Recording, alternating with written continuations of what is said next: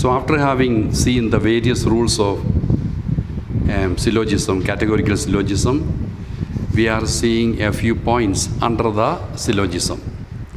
And so first we considered the figures of categorical syllogism.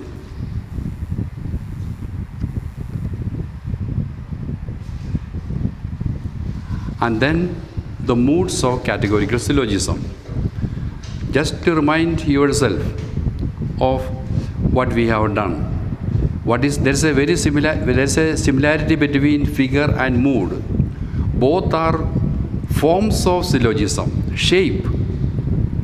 One shape, that is figure, is depending on the place of the middle term in the premises, because only in the premises the middle term occurs.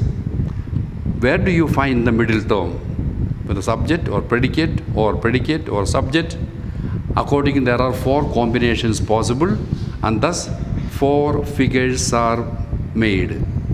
And that is what we are given, the 4 figures. And then each figure will have certain rules.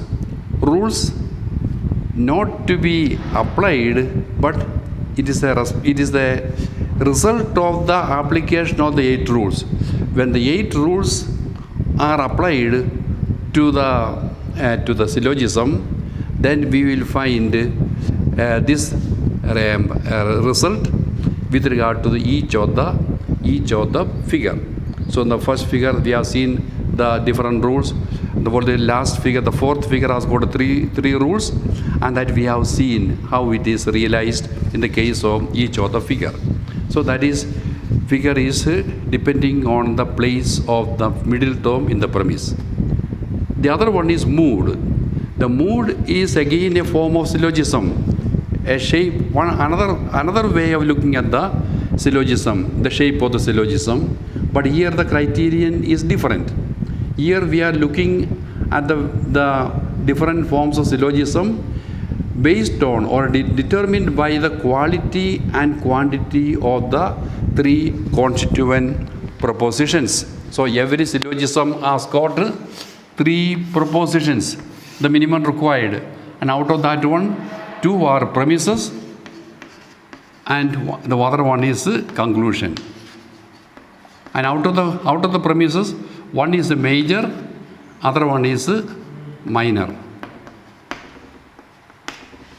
So these are depending on the quality and the quantity of each of the proposition. And we have also made 4 figures. So when you multiply all these various varieties, there are 256 moods are there.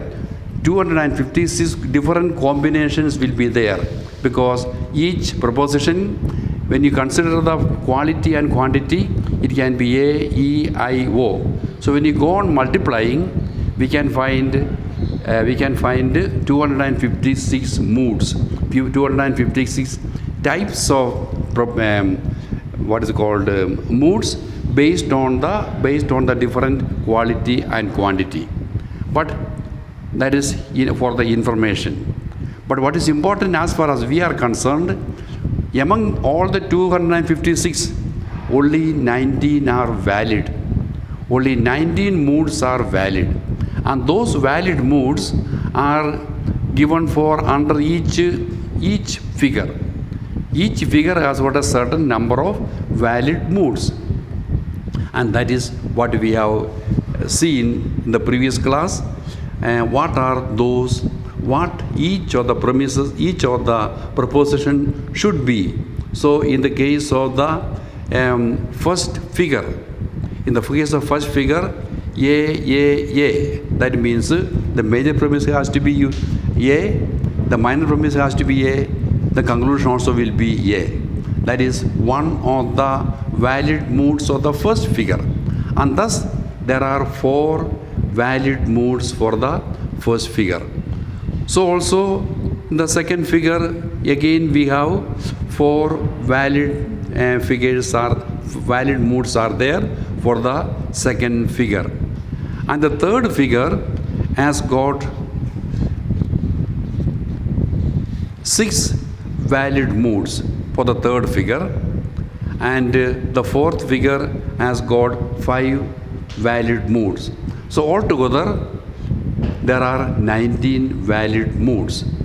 Now in order to memorize these valid moods, the first letter stands for the major premise, the second letter for the minor premise, and the third letter for the conclusion. In order to memorize, it is not possible to memorize because only vowels are there. Therefore, logicians have given what is universally accepted rhyme.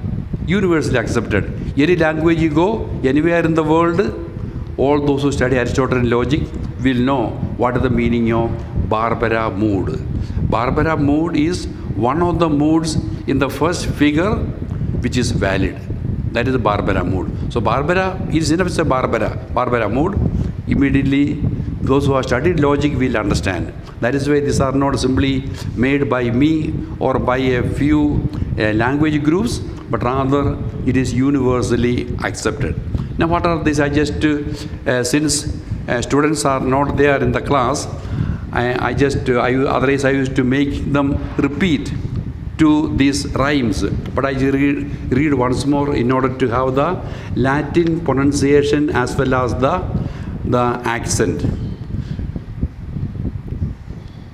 So they are Barbara Celaren Dari Ferio Cesare Camestras Festino Barocco Darapti Disamis Datisi Felapton Bocardo Ferison Bramandim Camenas Dimaris Fesapo Frasison. So that we can study by heart, then it is easy to understand which moods are correct mood for each of the figure. Okay.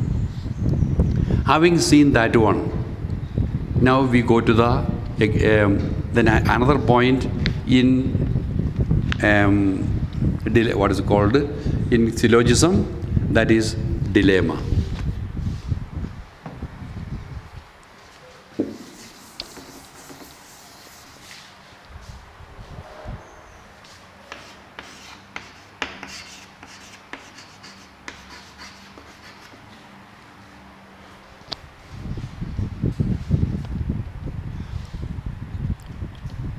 Mind note the spelling of dilemma, not your spelling, but the spelling that should be there. So take note of that one. Yeah. Now what is a dilemma? We use that expression dilemma in our day-to-day conversation. I am in a dilemma. That meaning is not totally different from the logical meaning. But then logical meaning is more precise, and afterwards we will see that our ordinary meaning goes well with the logical meaning. The definition given is a dilemma is a mixed syllogism in which the major premise consists of 2 hypothetical propositions. The minor premise is a disjunctive proposition, and the conclusion is a categorical or disjunctive proposition. So there are 3 propositions are there for every syllogism. So there is a major, minor, and conclusion. First of all, why do we call it a mixed syllogism? And for that you must know the various kinds of syllogism. We have already seen that one. Now we don't have to go back. I told logic is built on everything that has gone before. Nothing is unimportant. Nothing, only unimportant things are not taught. So different kinds of syllogism we have seen, and one of the kinds of syllogism is categorical syllogism, where all the 3 propositions are categorical propositions. That is a categorical syllogism. So here we cannot sum up and study as we do for other subjects. Summing up little of that, no, nothing little. Everything in the little only is given. Therefore, I take note of everything. Everything is equally important. Nothing is unimportant. in logic. Okay, now a dilemma is a mixed syllogism. That means the propositions may be categorical, maybe hypothetical, or maybe disjunctive. Therefore, it's a mixture of different varieties of propositions are used. Therefore, it's a mixed syllogism. Not merely categorical propositions. It can be categorical, it can be hypothetical, it can be also disjunctive. So that is the reason why it's called a mixed syllogism. Now, how are the various premises? The mixed syllogism in which the major premise consists of two hypothetical propositions. The major premise consists of two hypothetical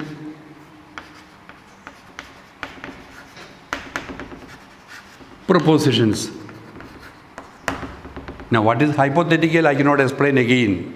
Hypothetical proposition. So, two hypothetical proposition.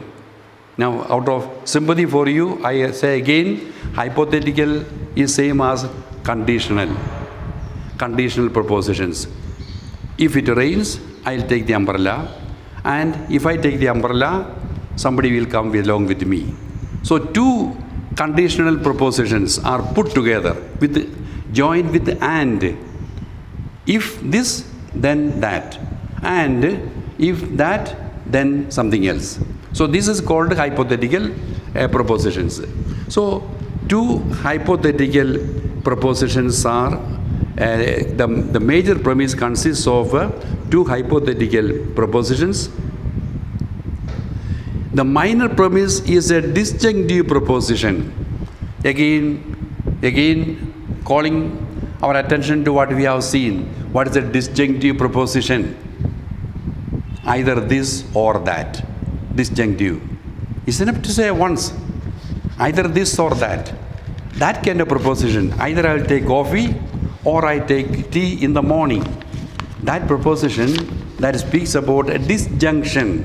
Either this or that. That is the disjunctive proposition. Okay.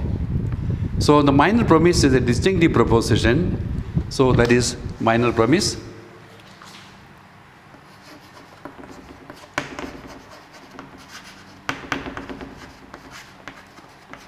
Proposition, and the conclusion is a categorical or disjunctive. So here conclusion can be either it can be categorical proposition or it can be disjunctive.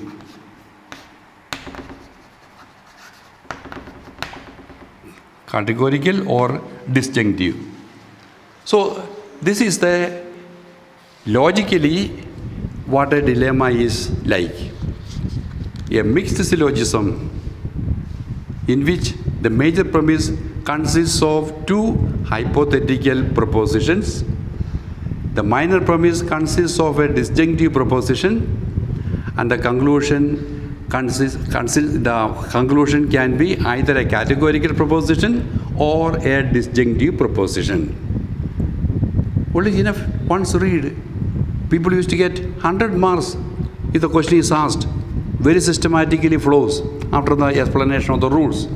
So it is not a problem about there is no poetry here. It is simply clarity. Clarity to the maximum, nothing to hide. 2 plus 2 is 4, clarity. And once you know it, you know it. Now we cannot go on how to show that 2 plus 2 is 4. That much we have to get it. So here we are saying what a mixed syllogism is. A syllogism that consists of different kinds of propositions, and here in the mixed syllogism, the major premise, I am repeating third time or fourth time, a major premise consists of two hypothetical propositions. The minor premise consists of a disjunctive proposition, and the conclusion is either a categorical proposition or a disjunctive proposition. Only that much. Okay. Now we are making some clarification or some adjectives that are used with dilemma. A dilemma is constructive So that means dilemma can be one of the characteristics of dilemma is it can be constructive dilemma, it can be destructive. So I just put it again because a dilemma can be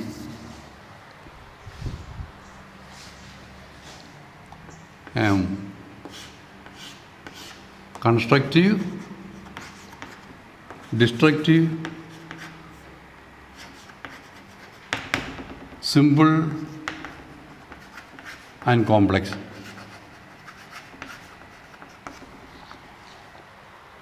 So now what is the meaning of when can a dilemma be constructive? And that is given there, nothing other than what is given there. A dilemma is constructive when disjunctive minor premise affirms the antecedents of the major. A dilemma is constructive when the disjunctive minor premise. We have already seen the minor is disjunctive. The minor premise is disjunctive proposition, and this is the major. Major is what? Two hypothetical proposition. Hypothetical. If this, then that, and if that, then something else. That is the meaning hypothetical. Now, what is a hypothetical syllogism? As hypothetical proposition, that also we have seen. Hypothetical proposition is a proposition that consists of two simple propositions or two categorical propositions. One is antecedent, the other one is a consequent. Two simple or categorical propositions. It consists. If it rains, I'll take the umbrella. If it rains, that is an antecedent. And I will take the umbrella is the consequent. So in case it rains, then what is the consequence? I will take the umbrella. So it is not like it is raining and I am taking umbrella. That's the difference. Both are taking place. Here we are saying one will take place if the other takes place. And so the condition is antecedent. What is given as the condition? If it rains, that is the antecedent, and I will take the umbrella, that is the consequent. As a result of raining, if it rains, then I am going to take the umbrella. That is consequent. So every hypothetical proposition consists of an antecedent and a consequent. Now, here what are we saying? A dilemma is constructive when the disjunctive minor premise affirms the antecedents of the major. There are two antecedents because there are two hypothetical propositions. If this, then that, and if that, then something else. So there are two hypothetical propositions, and both the hypothetical propositions have their own antecedent and consequent. That means two antecedents and two consequences. Now, two antecedents and two consequences. Okay. Now,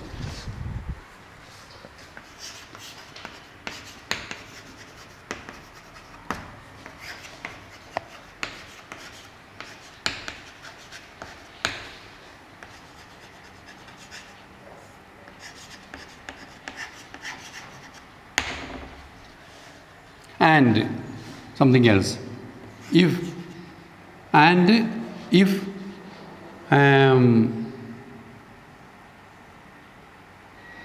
If there is sunshine,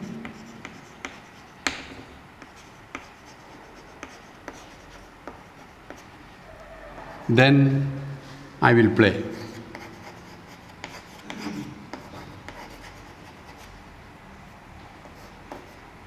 Or maybe I could put other way. If it rains, I will sleep. If there is sunshine, I will play. So, two antecedents and two consequence. Okay, we shall not change the example. So here, this is the major premise. If it rains, I will take the umbrella, and if there is sunshine, I will play.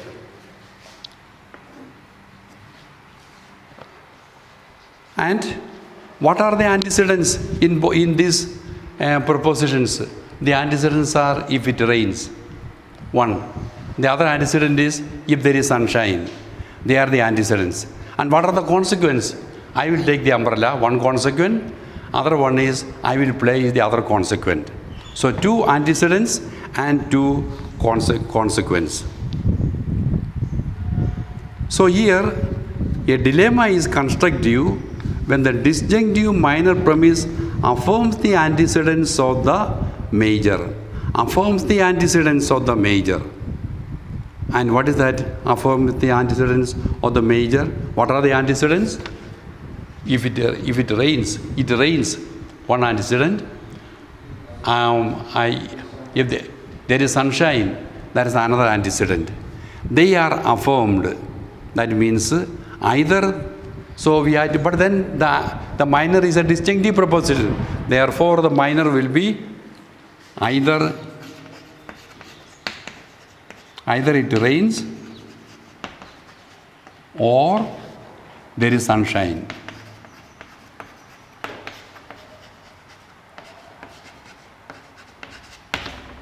That is the minor. This is the major.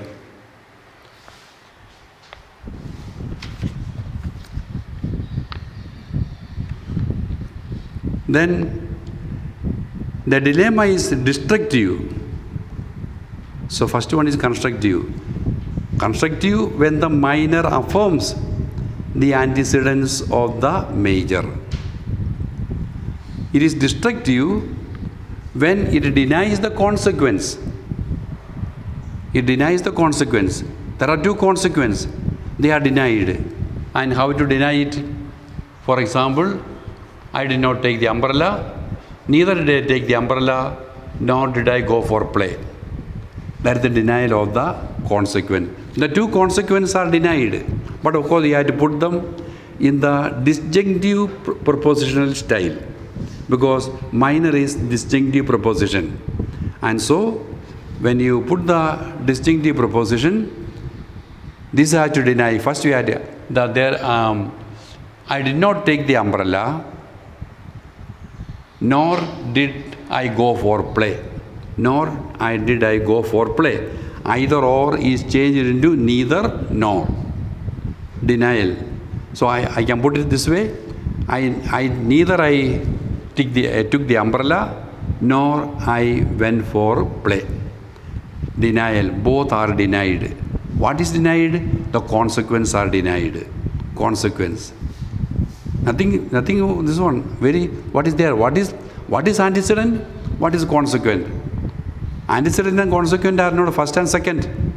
Antecedent is antecedent. Consequent can be expressed first. I will take the umbrella provided it rains. The consequent is not the second part of the statement. Consequent is the meaning. We have to see the consequent as I'll take the umbrella provided it rains. Therefore, the antecedent is I will take the umbrella.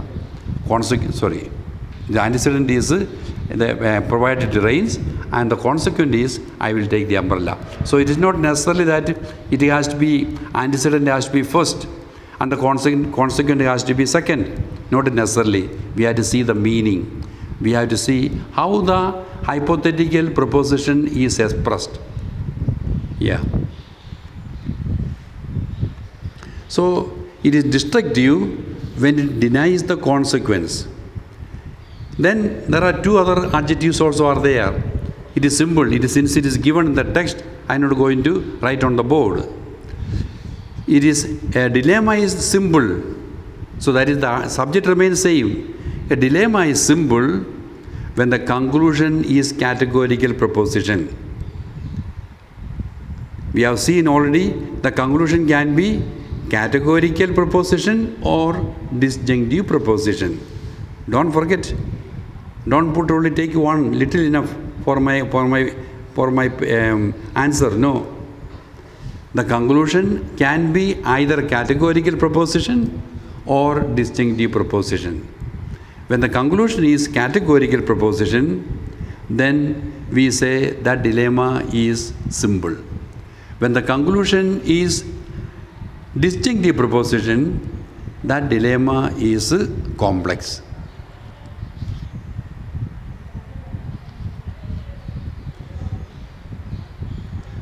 Complex when the conclusion is a disjunctive proposition. So there are 4 characteristics or 4 adjectives we can speak about dilemma. Dilemma can be constructive, dilemma can be destructive, dilemma can be simple, dilemma can be complex. What is each one of them? It is enough to keep in the mind. With regard to the what is simple when the conclusion is categorical. What is complex when the conclusion is disjunctive. What is constructive when the minor is affirming the antecedents of the major premise.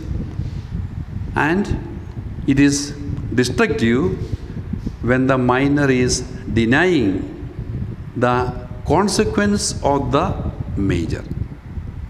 Very clear, no confusion, but then that clarity has to be put in the mind.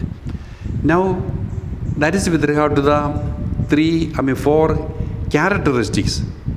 Dilemma is this, or dilemma is simple, dilemma is complex, dilemma is constructive, dilemma is destructive. What does it mean? Now, we can divide dilemma into four kinds or 4 divisions, because every dilemma has to be simple or complex. Every dilemma has to be constructive or destructive. Therefore, the same dilemma, for same dilemma we have to use from one adjective from simple or complex, the other adjective you have to take from constructive or destructive. Thus, we can divide into 4 kinds of dilemma. What is said first is not a division of dilemma. They are the characteristics of dilemma. So, every dilemma will be either simple or complex. Every dilemma will be either constructive or destructive. Now, taking one dilemma, then we will find it will be either simple or complex. It will be either destructive or constructive. And so, we can divide dilemmas into 4 groups. And that what are they? The first one is simple constructive dilemma. That means a dilemma which is simple. Why? Because the conclusion is a categorical proposition. Why it is constructive? Because the minor is affirming the antecedents of the antecedents of the major premise. So, this type of dilemma, one kind of dilemma is dilemma, simple constructive dilemma. I am only repeating there what I have written there. Here the minor affirms the 2 antecedents of the major, and the conclusion affirms the consequence of the major, the conclusion. Yeah, now an example is given. If a man acts according to his conscience, he will be criticized. One hypothetical proposition. And if he follows the opinions of others, he will be criticized. If one follows one's conscience, one will be criticized. If one follows the opinions of others, the person will be criticized. Then what is the minor? A man acts either according to his conscience or follows the opinions of others. That is a disjunctive proposition. A disjunctive proposition is taken from where? The 2 antecedents we have taken and put them either this or that. Either it rains or there is sunshine. That is the meaning of affirming the antecedents of the major premise. A man either acts according to his conscience or follows the opinions of others. What is the conclusion? He will be criticized because the consequence was same. The consequent, if he follows the opinions or if he follows one's own conscience, he will be criticized. If he follows the opinions of others, he will be criticized. The conclusion is that he will be criticized, and it is a categorical proposition. Therefore, it is a simple dilemma. It is a simple dilemma, and insofar as the minor is affirming the antecedents of the major premise, it is a constructive dilemma. Therefore, this particular type is called simple constructive dilemma. It is simple because the conclusion is categorical proposition. It is constructive because the minor premise is affirming the antecedents of the major. The two antecedents, they are affirming either this or that. Either one is acting according to one's conscience, or one is acting according to the opinions of others. These are the two alternatives. I am putting in a distinctive proposition, and that is minor, and because it is affirming the antecedents of the major premise, it is a constructive dilemma. Because the conclusion is categorical proposition, it is a simple dilemma. Therefore, the first type of dilemma is simple constructive dilemma. That is the first one. Second one is simple destructive dilemma.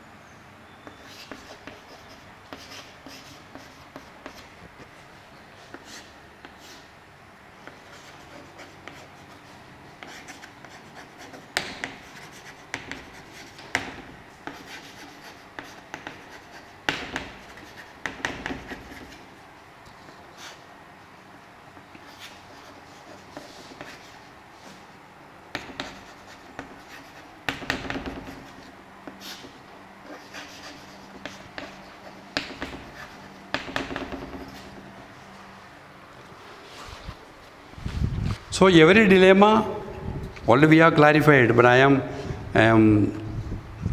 can just assume that you are not following along with the clarification that I have given. So a dilemma can be either simple or complex. A simple dilemma can be either constructive or destructive. So also a complex dilemma also can be constructive or destructive. We can take any of these things and put it. A constructive dilemma can be simple or complex. A destructive dilemma can be either simple or complex. So every dilemma will be choosing one of the two groups, either simple or complex. Other one is either constructive or destructive. That is the reason the first group of dilemma is a simple constructive dilemma. The second one is, again, we hold to the simple. That means the conclusion will be categorical proposition. Simple destructive dilemma. And now what is destructive dilemma? Destructive. A dilemma is destructive. We don't have to repeat. It's supposed to be already registered. A destructive dilemma is the minor premise denies the consequence of the two hypothetical propositions or the major. Two consequences are there. They are denied.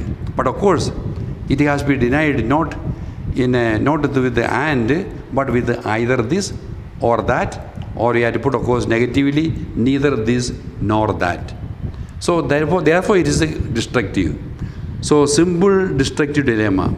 Here the disjunctive minor denies the two consequences of the major, and the categorical conclusion denies the antecedents of the major. Nothing new. The disjunctive minor is disjunctive, that denies the two consequences of the major. Denies the consequence of the major. Two consequences are there because the major consists of two hypothetical propositions. If this, then that. If that, then that. That is so two hypotheses. The consequences are denied in the minor premise, and the categorical conclusion denies the antecedent of the major. The conclusion also will be categorical, and that is a denial of the antecedent of the major. Now we are giving an example. If a man is moral, he is honorable, and if he is moral, he is honored. So the same antecedent, but two consequences are given. If a man is moral, he is honorable, and if he is moral, he is honored. Minor. He is neither honorable nor honored. Denial of the consequence. Denial of the consequence. He is neither honorable nor honored. And what is the conclusion? He will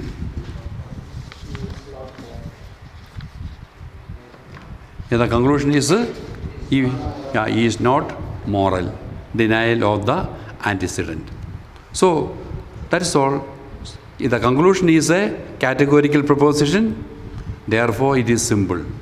But the minor premise is a denial of the two consequence of the major premise. As a result, it is a destructive dilemma. So we have taken two of the four groups. First we clarified the various characteristics of dilemma. It can be simple, it can be complex, it can be destructive, it can be constructive. Now when you take each dilemma, we find every dilemma will be either simple or complex. Every dilemma will be either destructive or constructive. Therefore, each dilemma, one dilemma when you look at, we find it is simple and constructive. It is simple and destructive. And then we will see later, it is complex and constructive. It is complex and destructive. Simple, logical way of thinking. Nothing, no complex, nothing difficult. So it is only precision, thinking precisely, that is enough, without losing track of the thinking. We stop today.